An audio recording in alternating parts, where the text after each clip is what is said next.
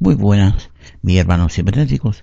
Vamos a empezar una serie de cursos bíblicos con unos temas muy importantes, muy buenos. Esperamos que sea de agrado para todos ustedes. Mi nombre es Víctor Burgos. Estoy aquí hablando desde la ciudad de Springfield, Massachusetts. Y para la gloria y honra del Señor, a través de la estación No Descuides Tu Salvación. El primer tema que vamos a tocar en este día de hoy va a ser unción sobre la humanidad del Salvador Divino. Y esta base bíblica la vamos a conseguir en Marcos capítulo 1, versos del 1 al 13.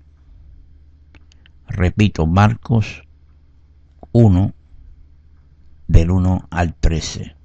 El pensamiento central: cómo divino Jesús no necesitaba ser ungido por el Espíritu Santo, pero debido a la humanidad con que fue revestido al venir a este mundo, necesitó dicha preparación ministerial. Gloria al Señor.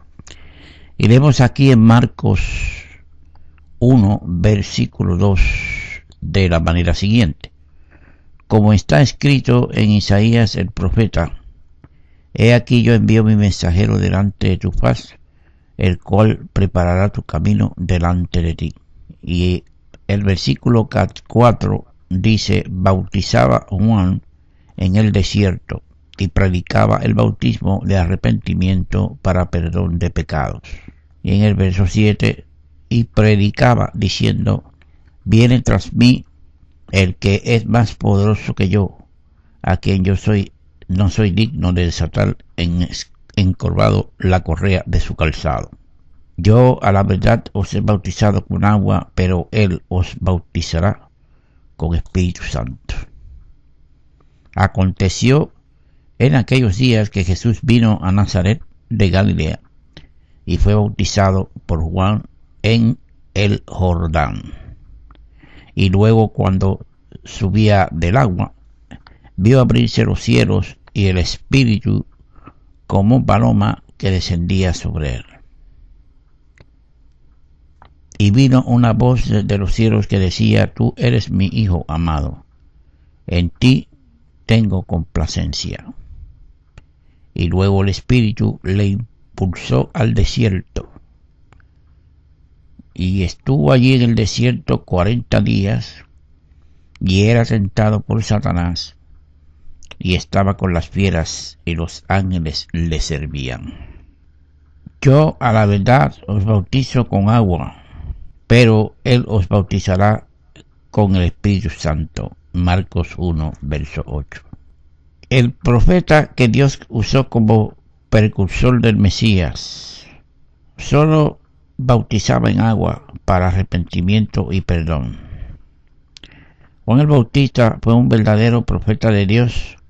Este extraño personaje aparece en el transcurso de la historia del plan de Dios como un anunciador de la venida del ministerio terrenal del Salvador. Es interesante notar cómo en el versículo 1 Marcos hace ver que el principio del Evangelio de Jesucristo, Hijo de Dios, tenía que tomar como punto de partida lo que el profeta Isaías había predicho.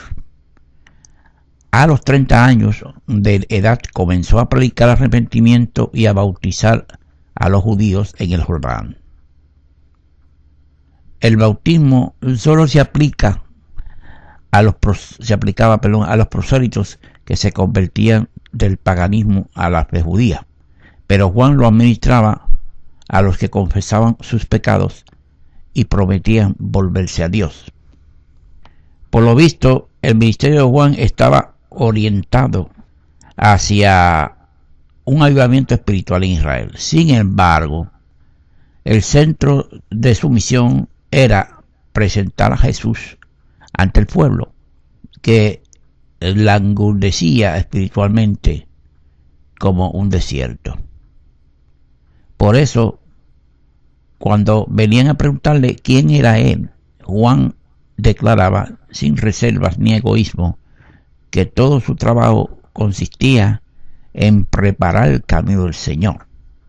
En primer lugar, se goza en anunciar la grandeza incomparable del Hijo de Dios, Jesús. En el versículo 7 vemos que con toda humildad admite: viene tras mí el que es más poderoso que yo, a quien no soy digno de desatar encorvado la correa de su calzado. En segundo lugar, indicaba a sus oyentes que Jesús bautizaría a los creyentes con el Espíritu Santo. Y esto lo encontramos en Isaías capítulo 44 verso 3 y en Joel 2:28. El profeta que Dios usó para presentar a Jesús el Mesías. Juan el Bautista fue el primero en administrar un bautismo de arrepentimiento para perdón de pecado. Ante la curiosa pregunta de muchos, ¿por qué se bautizó Jesús?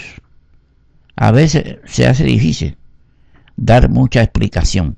Lo que podemos decir en cuanto a que Jesús, siendo divino y perfecto, tuvo que someterse al acto del bautismo en agua en lo siguiente. Número 1, el Hijo de Dios puso a un lado sus atributos divinos, así que como hombre le convenía cumplir toda justicia. Número 2, en Jesús el acto del bautismo no estaba relacionado con su vida moral, sino con su posición oficial.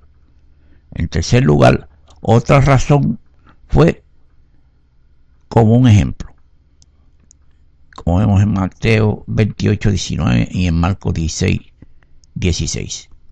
Estableció el bautismo en agua como un principio de ética y de testimonio para la iglesia a través de las generaciones. Reconoció a las tres personas de la Trinidad. El escenario del río Jordán y el bautismo de Jesús es uno de los cuadros más trascendentes del Nuevo Testamento. En el acto del bautismo de Jesús se ve de manera innegable la manifestación de las tres personas. Jesús subía del agua después de ser bautizado por Juan. Segundo, él vio abrirse los cielos y al Espíritu Santo como paloma que descendía sobre él. Y tercero, una voz del cielo, la voz del Padre que decía: tú eres mi Hijo amado, en ti tengo complacencia. Los que quieran oponerse a la doctrina de la Trinidad siempre hallarán en que escuchar su ignorancia o falta de entendimiento, pero los que acepten la palabra de Dios con fe y sencillez de corazón no tendrán dificultades en reconocer la revelación de Dios. La unción es la que domina la carne. Al mundo, al diablo, en Marcos 1, de 12-13 dice: dos hechos de singular significado tuvieron lugar en la etapa inicial del ministerio de nuestro Señor Jesucristo. En su bautismo, el Salvador fue probado visible y audiblemente por Dios el Padre. En su tentación fue puesto a prueba por los poderes del mal. La consagración y la prueba fueron los dos elementos inaugurales que introdujeron al Redentor a un ministerio de humillación, obediencia y benevolencia.